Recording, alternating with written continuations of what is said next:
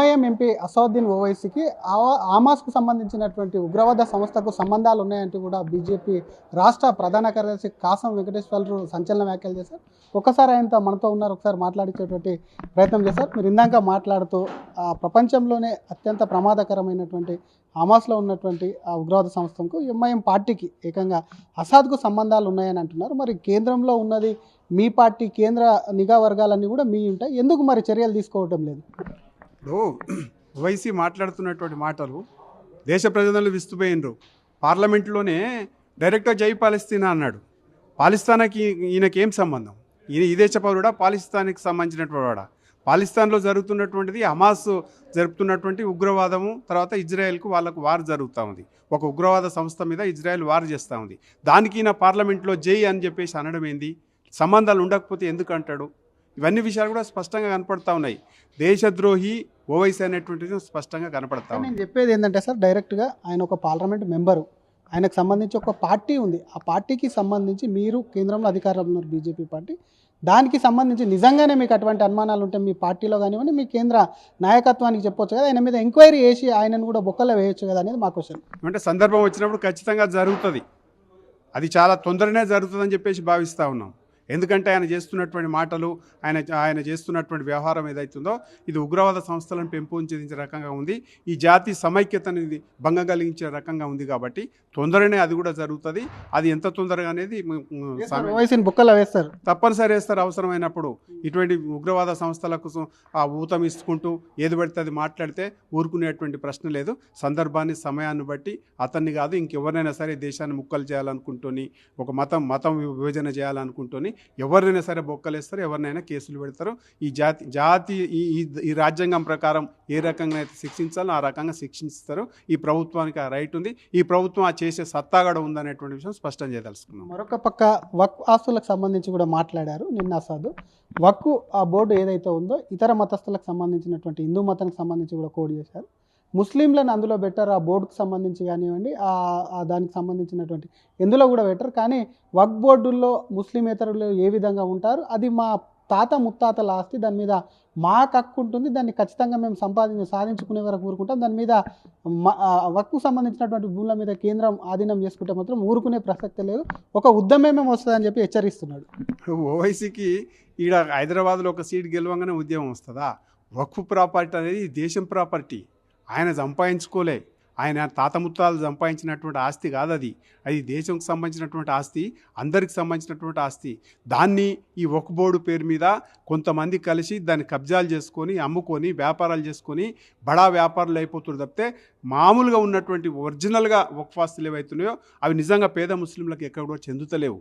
కేవలం బడా ముస్లిమ్స్ వీళ్ళు రౌడీజం చేసి, గుండాయిజం చేసి, రాజకీయ పలుపులను ఉపయోగించుకొని వక్ఫ్ బోర్డులో చేరి వీళ్ళంతా అనుభవించడానికి కోసం ప్రయత్నం చేసి దీన్ని మళ్ళీ ముస్లిం మతం పేరు మీద ఇవాళ ఒక వ్యతిరేక భావన ప్రచారం చేసేసి వీళ్ళు పబ్బం గడుకుండా చేస్తున్నాడు తప్ప ఈయన చేసే ఉద్యమం లేదు, ఈయనతోటి అయ్యేటువంటి ఉద్యమం కూడా లేదు, ఈయన చేసే అంత శక్తి కూడా లేదు. కేవలం పేపర్లకు, మీడియాకు గట్టిగా మాట్లాడేది చేస్తాడు తప్ప అంతకు మించి చేసేటువంటి శక్తి ఈయనకేం లేదు.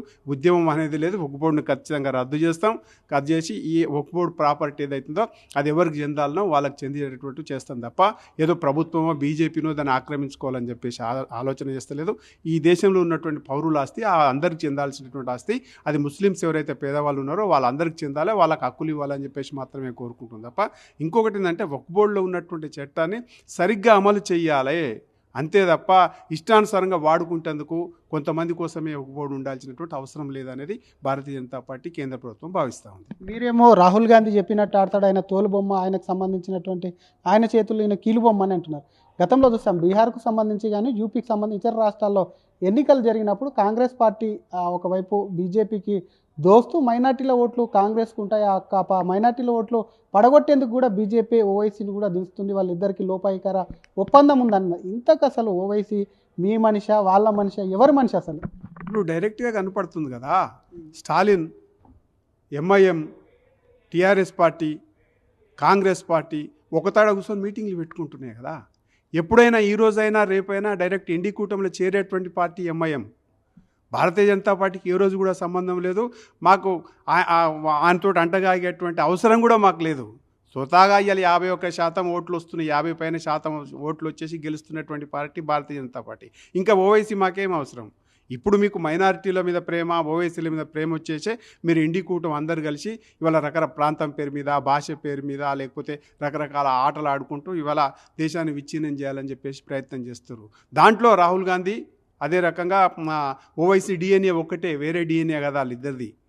వాళ్ళ డిఎన్ఏ టెస్ట్ చేసినా కానీ వాళ్ళిద్దరు డిఎన్ఏ వస్తుంది. కాబట్టి వాళ్ళు మొదటి నుంచి కూడా నేషన్ ఫస్ట్ అనేది మేము భారతీయ జనతా పార్టీ ఉంటే ముస్లిం ఫస్ట్ అని చెప్పేసి వాళ్ళ మన్మోహన్ సింగే చెప్పారు. ఈ దేశంలో మొదటి హక్కు ముస్లిమ్స్కి ఉంటుందని చెప్పాడు. అంతకంటే దౌర్భాగ్యం ఇంకేముండదు. ఖర్గే గారు ఏం చెప్పారు? కుంభమేళకు పోతే కుంభమేళలో మునిగితే ఏమన్నా ఆకలి తీరుతానన్నారు. ఇలా టోపీలు పెట్టుకొని ఇఫ్తార్ మిందులకు పోతా ఉన్నారు. సో ఇదంతా చూస్తుంటే ఏంటంటే వాళ్ళకు నెక్సెస్ సంబంధాలు గట్టిగా ఉన్నాయి కాబట్టి ఇలా కొనసాగిస్తూ ఉన్నారు. మన రాష్ట్రంలో ఏమున్నది? రేవంత్ రెడ్డి అసెంబ్లీ సాక్షిగా అక్బర్ సాబ్ మీరు ఒక అనుమతి ఇస్తే, అక్బర్ సాబ్ అని రేవంత్ రెడ్డి ఒక ముఖ్యమంత్రి ఒక ఎమ్మెల్యేని ఏం మాట్లాడుతున్నాడు? అక్బర్ సాబ్ మీరు అనుమతి ఇస్తే నేను ఉర్దూలో మాట్లాడతా. ఇంత దౌర్భాగ్యంగా ఉన్న తర్వాత వాళ్ళకు ఉన్నటువంటి సంబంధం భారతీయ జనతా పార్టీకి అంటగట్టుడేంది? కావాలని చెప్పేసి వాళ్ళ ప్రయత్నం చేస్తాడు తప్పితే కాంగ్రెస్ పార్టీ, ఎంఐఎం దోస్తులు అవి ఎప్పుడు కూడా ఒక బొమ్మకు బొమ్మ బొరుసు, ఒక నాణానికి బొమ్మ బొరుసు లాంటి పార్టీలు. అది ఈరోజు వచ్చింది కాదు, అనేక సంవత్సరాలుగా కొనసాగుతున్నటువంటి విధానం వాళ్ళది. షరియత్కు సంబంధించి మరొక చర్చ కూడా వచ్చింది. దానికి సంబంధించి మీరు ఏం చెప్తారు? ఇప్పుడు భారతదేశానికి ఒక రాజ్యాంగం ఉంది. ఆ రాజ్యాంగం ప్రకారమే వెళ్ళాలనేది భారతీయ జనతా పార్టీ విధానం. ఈ దేశంలో షరియత్ చట్టాన్ని లేకపోతే ఇంకో చట్టాన్ని అమలు పరుస్తుంటే రాజ్యాంగం ఒప్పుకునేటువంటి పరిస్థితి లేదు. ఒకే షరియత్ చట్టాన్ని అమలు పరుస్తామనుకుంటే ఇవాళ షరియత్తులో ఉన్నటువంటి దొంగతనం చేస్తే కాళ్ళు చేతులు ఇరగొట్టేసేయాలి, లేకపోతే ఏదైనా అన్యాయం చేస్తే వాడిని శిక్షించాలి. నువ్వు శిక్షిస్తావా? అదే రకంగా ఇంకోళ్ళ మీద ఆధారపడి బతకొద్దు, నీకు నువ్వే బతకాలా, నిజాయితీగా బతకాలి. ఇవన్నీ చేయగలుగుతావా?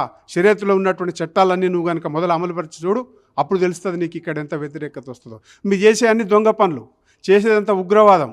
కానీ మళ్ళీ ఉగ్రవాదానికి సపోర్ట్ చేస్తారు, పాలిస్తాన్కు సపోర్ట్ చేస్తారు. ఇక్కడ షరియత్ చట్టాన్ని అమలు పరుస్తా అంటే భారతీయ జనతా పార్టీ కానీ కేంద్ర ప్రభుత్వం కానీ ఊరుకునేటువంటి ప్రశ్న లేదు.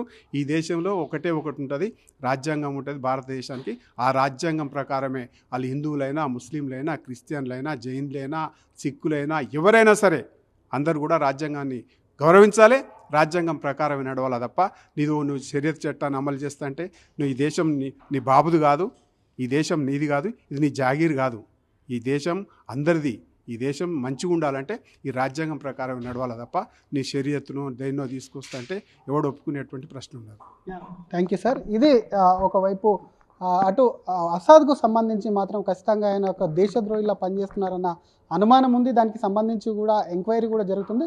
నిజంగా ఎంక్వైరీలో అది నిజం అని చెప్పి నిరూపితమైతే ఖచ్చితంగా ఆయనను జైల్లో వేయడం ఖాయమంటూనే వక్ఫ్ ప్రాపర్టీకి సంబంధించి ఆ పేద ముస్లింలను కూడా తప్పుదోవ పట్టిస్తున్నారు. వక్ఫ్ భూములు అనేవి వాళ్ళ తాతల ఆస్తులు కాదు, అది ప్రభుత్వ భూమి కాబట్టి దాన్ని ప్రభుత్వం కూడా తీసుకొని కూడా పేదలకు న్యాయం జరిగేలా చూస్తుందని చెప్తున్నాయి. షరియత్కు సంబంధించి మాత్రం భారతదేశానికి ఒక రాజ్యాంగం ఉంటుంది. షరియత్ గురించి మాట్లాడడం ఏంటి? ఖచ్చితంగా కూడా భారతదేశ రాజ్యాంగం ప్రకారం ఉంటుంది. అవన్నీ మాటలు కూడా ఓవైసీ మానుకుంటే మంచిదని చెప్పి కూడా బీజేపీ రాష్ట్ర ప్రధాన కార్యదర్శి కాసం వెంకటేశ్వర్లు ఓవైసీకి వార్నింగ్ ఇస్తున్నారు. కెమెరామ్యాన్ కోటితో శ్రీధర్, RTV, హైదరాబాద్. మరిన్ని వీడియోస్ కోసం ఛానల్ ని సబ్స్క్రైబ్ చేయండి. లేటెస్ట్ అప్డేట్స్ కోసం వాట్సాప్ ఛానల్ ని ఫాలో అవ్వండి. ఆ లింక్ డిస్క్రిప్షన్ లో ఉంది.